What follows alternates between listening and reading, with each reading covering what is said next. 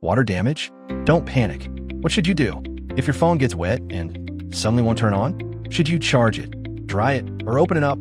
In this video, we'll explain the correct repair logic and what really happens inside a water-damaged phone. First, if your phone is still on, turn it off immediately. Do not charge it, and don't keep pressing buttons.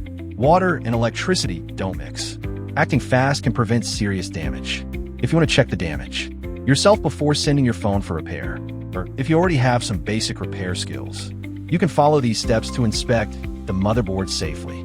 If the phone is completely dead and won't power on, a common repair step is to remove the screen and disconnect the battery. This step is to stop electricity from flowing and prevent short circuits.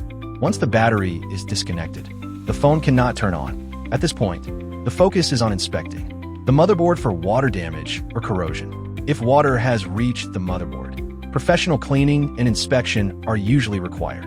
Do not use a hairdryer or heat gun. Heat can damage internal components, and putting your phone in rice is not a reliable solution. These methods may seem helpful, but corrosion can still continue inside. Water damage doesn't always mean your phone is beyond repair, but how you handle it makes a big difference.